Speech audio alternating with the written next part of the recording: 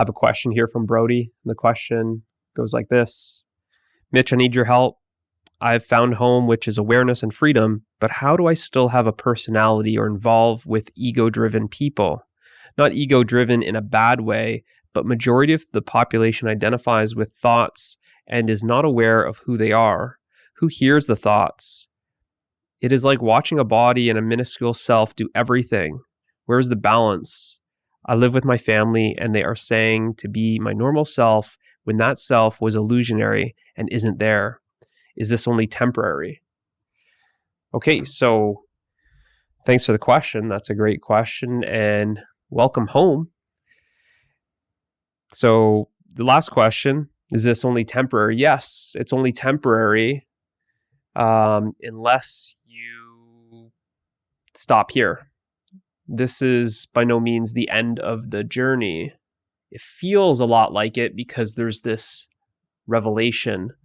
There's this discovery of what you are. But for most, there's not a abidance in this presence as this presence. There's this coming and going or being in it and out of it. And there's this kind of feeling of flip-flopping back and forth from the ego to essence, from the person to presence. And it flip-flops. It might feel like I got it sometimes, but then I lost it. Or how do I get back there? Or it feels like I'm getting pulled out of presence. It'll feel like this. It'll feel like a contraction. Feel like times you're expanded and then times you're contracted. It'll feel like that you're light and then you're heavy. It'll feel like open and then you're closed. It'll feel like relaxation and then a contraction. It'll feel like that. And this is normal.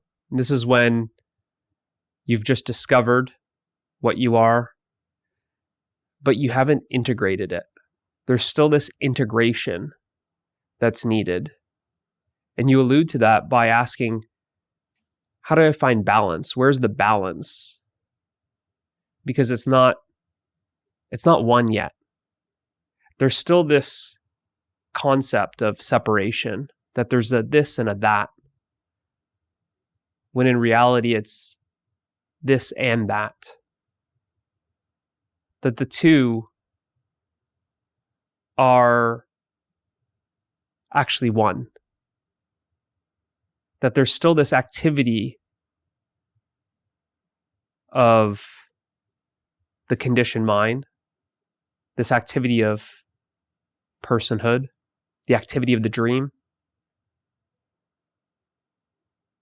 samsara, but there's also nirvana. Samsara and nirvana are one. That the activity is arising out of the stillness. And there's actually stillness in that activity, that the two are inseparable. So what's required is more and more abidance in awareness, as your true nature, staying as your true nature, you could say, even though there's no coming and going. But on the relative level, there's this feeling like, how do I stay there? How do I experience my true nature all the time? And really, this is when we first discover our true nature. Could get a glimpse, could feel like it's coming and going. But what happens is there's a lot of old conditioning that actually starts arising. It feels like it's arising, but really it's always there. It's the fact that you're simply more aware, you're more awake. But it hasn't come to completion. It's still an awakening. It's still a process. So the old conditioning is still there, and it's to be seen. And by just simply seeing it as awareness, it's actually purified and transformed silently, in love, by love. So that's a very powerful practice, is simply abiding as your true nature. It'll start feeling like our true nature comes from the background and starts permeating experience.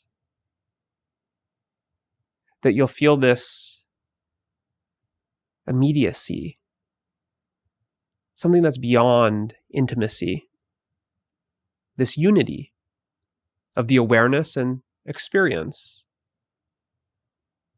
You'll experience the unity of everything. And what really points to not being integrated is still seeing others as others. Because in truth, there are no others. So when we see our family as others, it's still showing that there's this experience of separation, that there's this living in duality. And with more and more integration, there's more of an integration of the two as one, the experience and the awareness of the experience as one. It comes from integration. It comes from exploring our true nature more and more.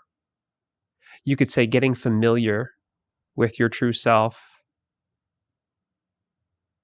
diving deeper and deeper into yourself as pure consciousness. Another thing that happens for a lot of seekers is after self-realization, there seems to be a lot of incomplete patterns, karmic patterns that show up.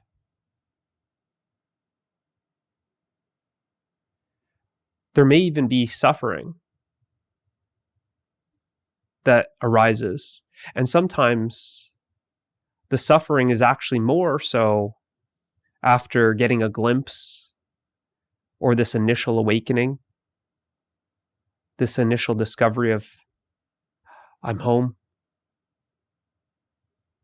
And there's going to be this feeling where you're at home and then sometimes you leave home. And you'll notice that when you leave home, there's an experience of resistance, which creates suffering. There might be strong identification still lingering around. And you may notice that when you're around certain people, that's when the old identification feels very much compulsive, like you can't control it, like it just happens. You'll feel like you're more sticky around certain people or certain situations. You'll feel heavier around certain people, certain situations.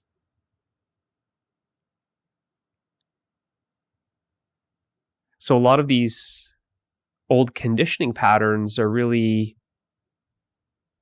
arising. And you could say now with this new awareness, which isn't new, but it would be new upon this discovery, that there's now this awareness that can simply watch these conditioning patterns play out.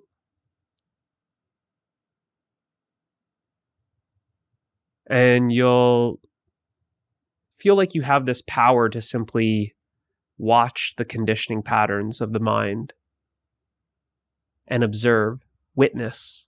Witness, which means not get involved. To simply just be watching it. And it's just watching it that's so powerful. that allows you to become more and more conscious of what is still unconscious. It's like there's still blind spots that full consciousness is not yet achieved, for lack of better words. There's still blind spots. There's still things that are veiling yourself. So on the relative level, there's this period of time. Now, don't ask me for how long is it going to take. Could take 2 years, it could take 10 years. But there's definitely this integration phase. There's definitely this feeling where you're kind of marinating in yourself, as yourself. You're becoming more and more familiar. And the more you simply rest as yourself, it's as if you're getting stronger in your power. It's as if you're able to pull back your power more and more from the projected reality. Because any mind identification, any patterns that seem to pull you out of your true nature are really you empowering the conditioned mind. It will feel like you're being pulled, but that's not really what's happening. It's that your attention is attending the mind instead of attending yourself, which creates this in and out feeling. And you'll find that where you currently are is more than enough practice.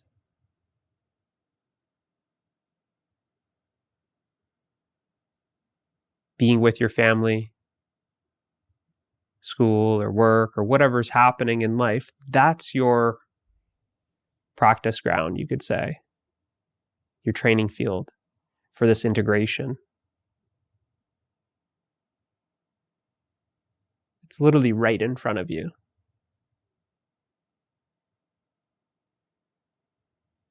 And you'll start seeing how the illusionary character starts changing with this integration. That with this integration, the character seems to be integrating this awareness, presence, true nature. The character is actually starting to transform with more and more of integration.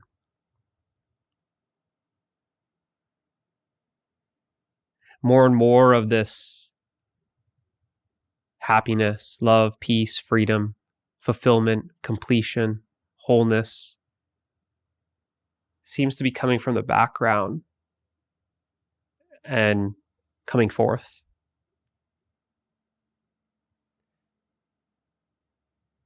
It's what I would call living truth, this integration phase.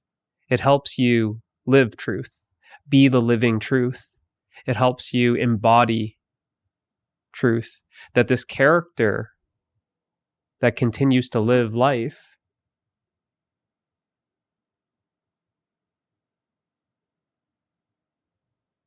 seems to be living life as it is, but with a different perspective and different qualities. The qualities of our true nature are now experienced more and more. And these qualities, this true nature, this essence that we are, actually starts radiating from the character.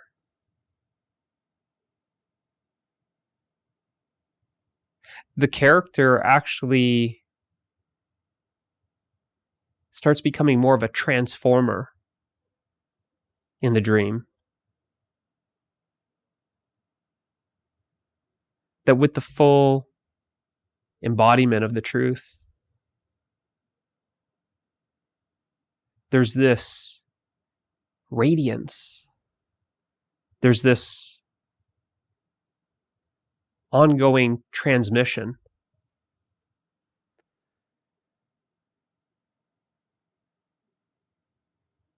That the other dream characters, the other aspects of you, can actually start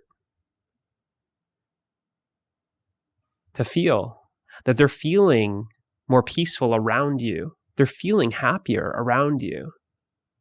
They're feeling more love around you.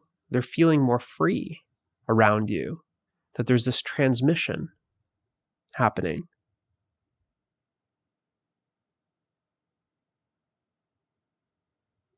And seemingly miraculous things start happening.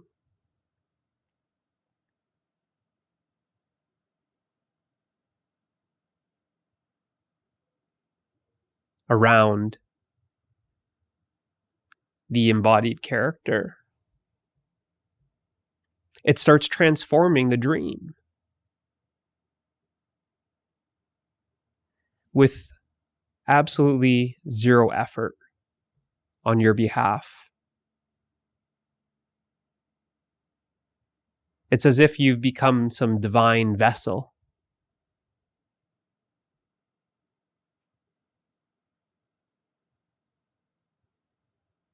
But this is only possible when the you dissolves completely.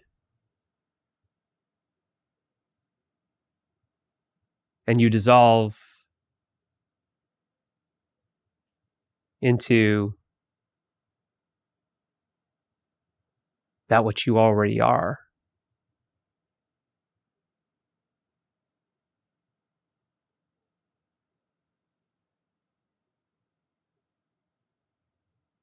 Where you simply surrender your life.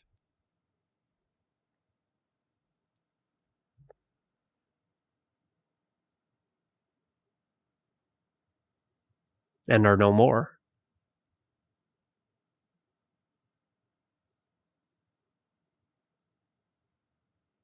And then that's full consciousness, full enlightenment, abiding 100% in non-duality.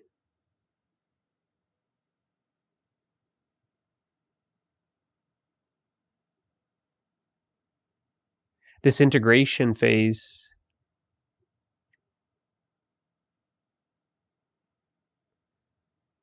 could be seen as simply this new aspect of you, the being. That really the doing and the being are one.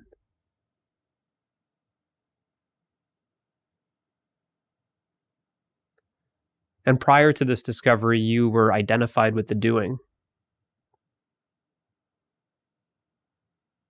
Let's call it yang. And now you just discovered this being, and let's call this yin. Yang is this outward flow of energy, and yin is this inward flow of energy. So in this integration phase, it might feel like you're just kind of going inward more, being more reserved. It will feel like you're spending more time resting, relaxing. In comparison to how you might have been living before, it might feel like you're just slowing down more. You're slowing down, which allows you more time to integrate your true nature. You're going inward to get more and more familiar with your essence. And then when the energy is flowing outward, it's like it's being informed, right? It's being informed by our being. Your actions are being informed. All forms of your action are being informed by our inner being.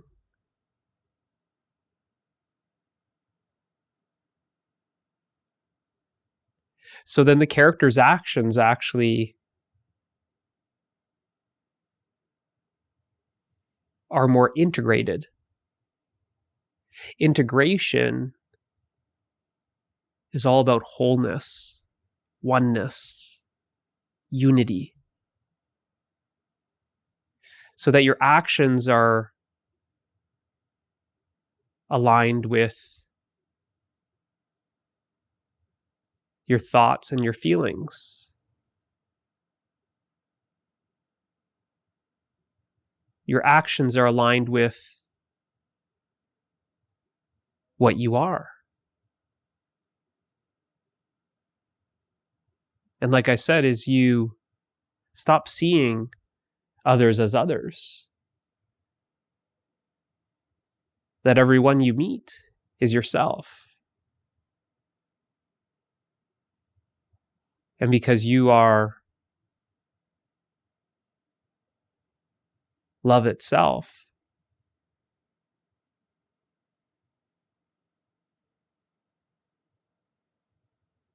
it's so natural to be loving to the other aspects of yourself. And this is where you'll feel like you're almost kind of being tested, you could say, is when certain relationships and certain situations arise. There'll be that old conditioning that's not really informed by our unity, our oneness, our being.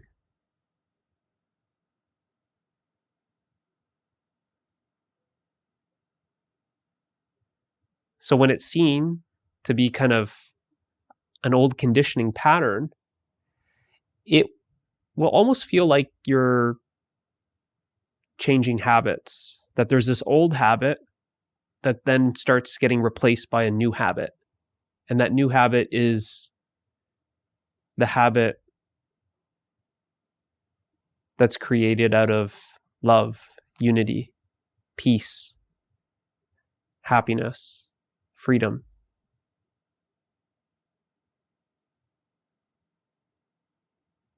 So in very much, this character remains the same. It appears the same, but it's really completely transformed. There's an inner transformation.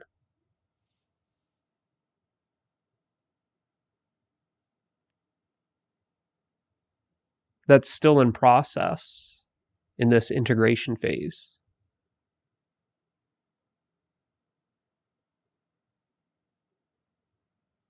It'll feel like you're kind of relearning how to go back into the world. When we discover our true nature, sometimes it feels like we had to leave the ordinary world and go on this mystical journey. Feels like there's tests and we meet allies and guides to help us discover our true nature.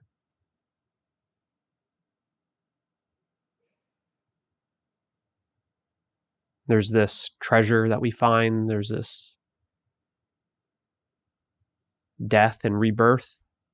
And then it's kind of time to come back home, or come back to the ordinary world, I should say. So it kind of feels like you've come back home. And yes, in a way you have. But it's also like you found this treasure. And actually you are the treasure. And that's why it's so essential to be the embodiment of this discovery, to be the embodiment of this treasure. That just your mere presence, by integrating this truth and living truth, that you are the treasure in the dream, and that your presence is actually sharing that treasure. That's why I said that it's effortless. It's not something that you have to do. It's not something that you're trying to do. It's just what you are. So there's this feeling that the character comes back to the ordinary world after going on this journey. And it feels like the character has come back completely transformed. And it's now sharing the treasure. It's sharing the discovery. And that might come in many different forms. Enlightenment doesn't have a certain look, like a lot of people think. It's not to say that you come back looking all holy. It's not like you come back as an imitation of Jesus or another enlightened master. Enlightenment looks like you. You'll find that as the individual, there's there's a complete expression of the individual. There's no holding back. There's no suppression. There's nothing that's repressed. It's almost as if the qualities of the person prior to enlightenment are almost amplified.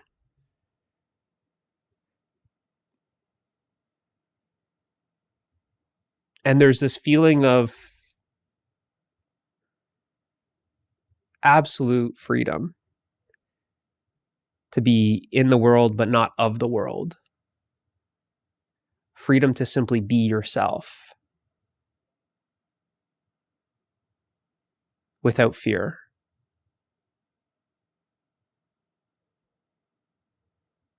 So the character is this full expression of this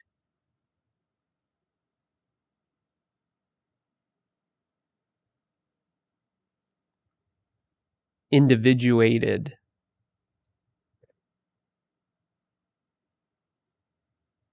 energy.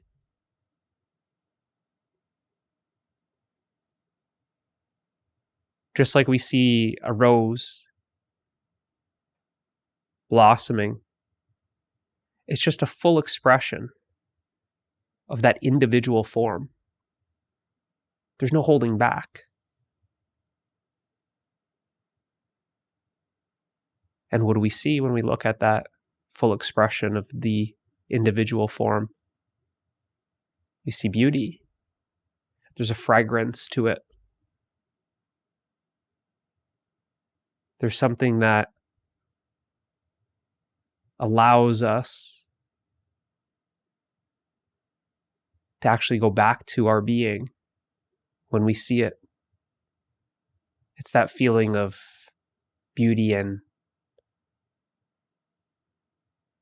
like time stands still. It takes us back to our timeless being. We feel love while at the same time we're seeing beauty, that the beauty is actually this outer expression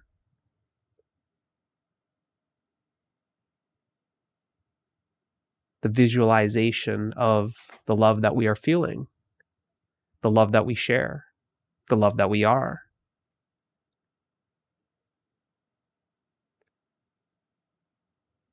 So on the relative level of this hero's journey, coming from ordinary world on a journey back to the ordinary world, as you come back to the ordinary world, it's completely different. It's the same ordinary world, but there's this feeling that it's completely transformed.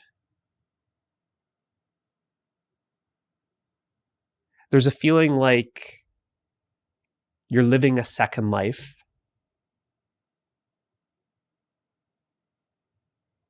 There might be a feeling like prior to this discovery, this realization, that you might have been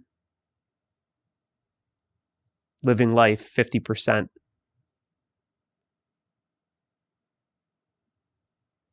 Because you're always resisting it.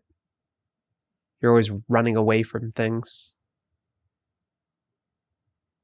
But as you come back now, on the journey back to the ordinary world, as you re-enter the dream, as you re-enter the play, life is just that. It's a play. It's a play. Whereas now you're not identified as the role. You're not identified as the character.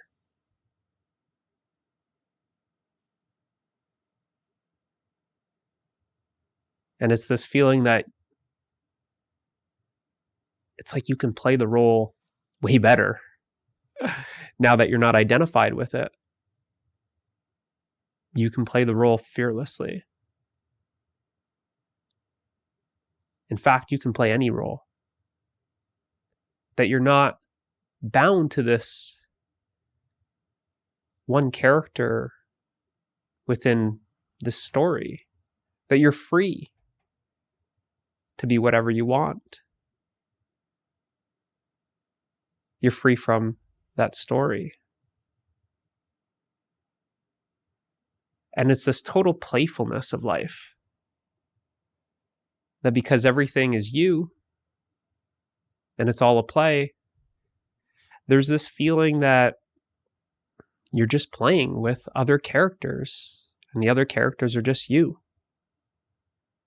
I'm just pretending to be this guide or guru or master or teacher, whatever, however you see me, and you're just playing the student or hero on the journey. But you're playing a bunch of other roles as well, as am I. But it's the one consciousness that's playing all the roles.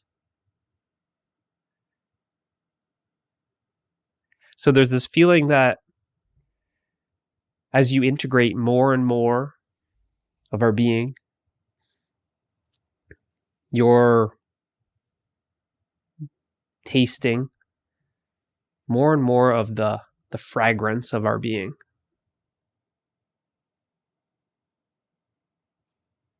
These inherent qualities become stronger and stronger. And it doesn't feel like you have to go back to feel them, that they're just always here within you.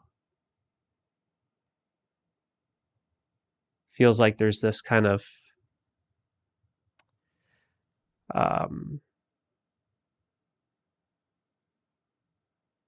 baseline peace at all times. And then there's these waves of happiness and love and freedom that are just running through you like currents.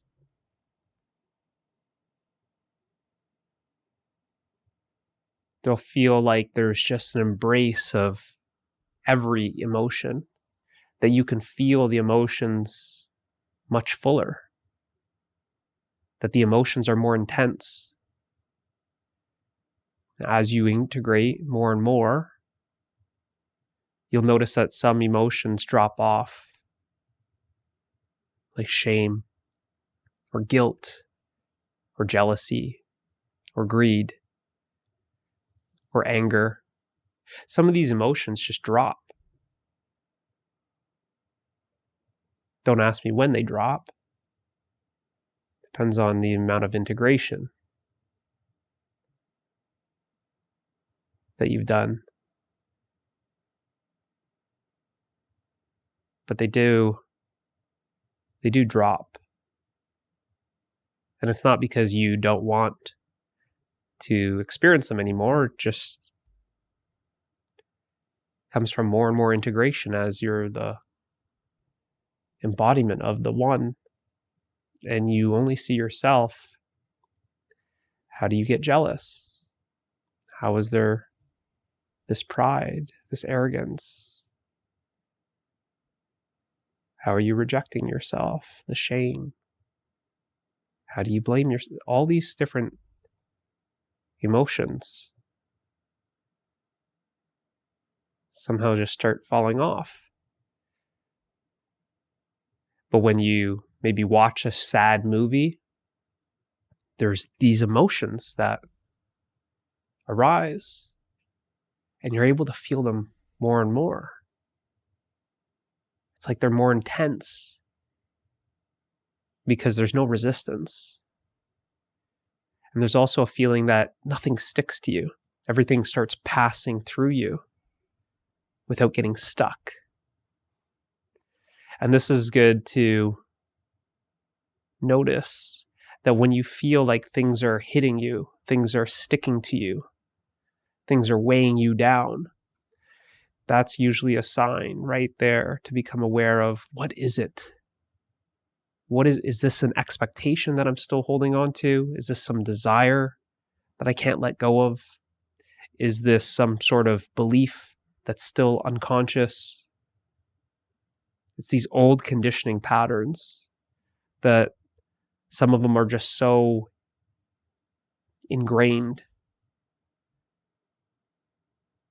in the mind. It's like a groove, because it's like the pattern has just carved this groove.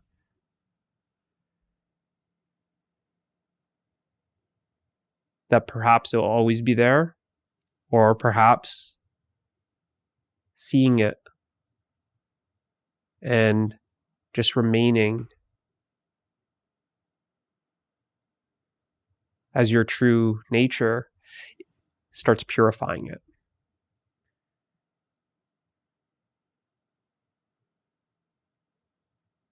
Removes that karmic pattern.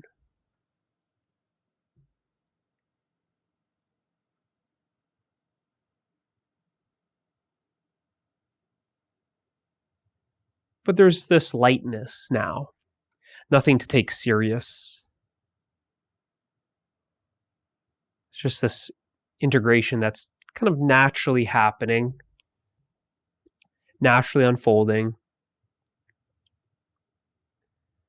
The only thing that really stops it is the belief that you're done. The belief that it's over, which is very common for a lot of seekers when they get to this point in the journey, because it has this feeling of, thank God I'm finally home. Yes, I can relax now. But if there's still suffering that's arising, if there's still sticky emotions that are arising, if there's still anger, frustration, irritation that's still arising, caused by old conditioning patterns, then it's like you're not done. You're not done, because there's a discovery, but is there liberation? Is there simply just being life? Just what is? Complete unity, 100% abiding in non-duality. And this is samadhi. And it's the final samadhi, which is sahaja samadhi. Sahaja meaning natural. Some call it the natural state, but it's not a state because all the other samadhis are states. All the other samadhis are coming and going, are experiences, have a start and an end. But sahaja samadhi is your true nature. It's what everything is being experienced in. It's what everything is made of.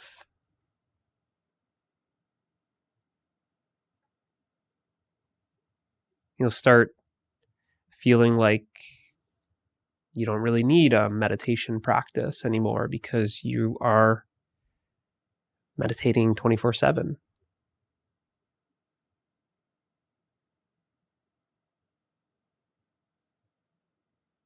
So is it temporary? Yes. If you keep going, it won't be temporary if you feel like you're done and then you just kind of camp here, which is very popular amongst spiritual seekers who have gone this far. Because it creates this separation still, where there's kind of a, well, here's reality and there's illusion, and then there's this kind of rejecting the body, rejecting the character, rejecting the conditioned mind, rejecting others. It's just more separation. Like I said, is we go from only knowing this life prior to your discovery, and then we go, but then there's that awareness, presence, and then there's this feeling of, well, I don't want that. I just want this. See what that is? It's rejection. It's separation. To not want that, to dismiss this, to neglect that, to pretend like nothing's really happening would be a total separation. You're creating two. Because it's not this or that, it's this and that the two are actually one. So as much as it feels like you've come home, it's kind of like the halfway mark, you could say, on the relative level of the journey. That there's still this integration that has to happen. And it's only with that integration that you experience the completeness, the fullness, the totality of life.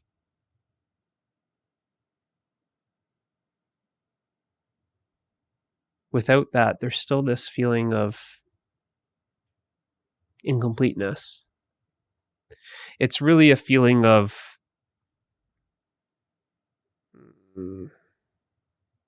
living life, and it's like it tastes dry.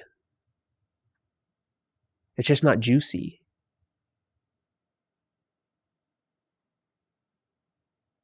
The juiciness of life is the living truth.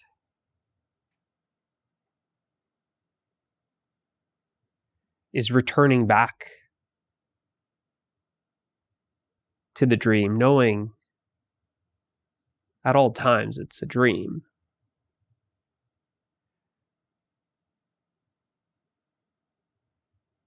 It's about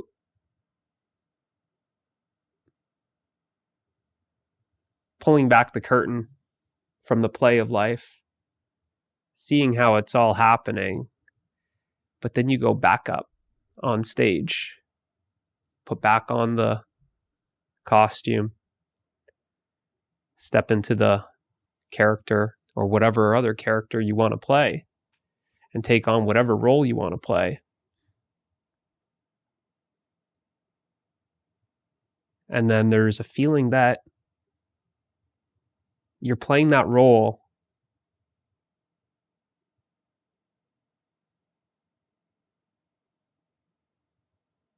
as best as you can, because there's just the full potential being actualized. There's nothing wasted. There's nothing that's holding back.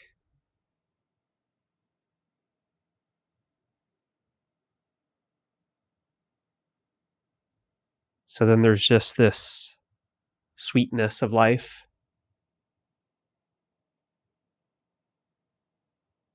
this juiciness of life, and everything feels effortless, natural. Hence your true nature. Everything feels natural because you've embodied your true nature.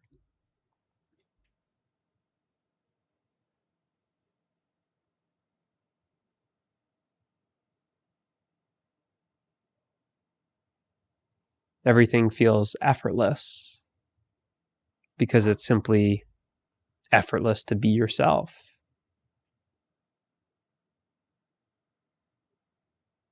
What kind of throws you off at the start of this integration is it because it feels like there's still some effort that needs to be made. Like I need to still carve out some time for my meditation, or I need to have this certain practice. Might feel like there's this, again, segmenting, separating. This is for my practice. This is for my meditation. This is a lot of this compartmentalization. But the living truth is just everything. Everything is meditation. Everything is your spiritual practice. You don't see the difference between the material world and the spiritual world. You don't see egos. You don't see others.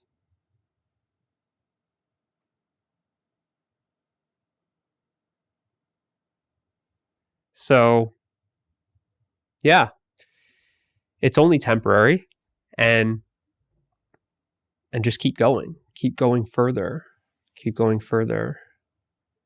integrate. And you'll see the more you start integrating, the more you'll start experiencing what I'm talking about.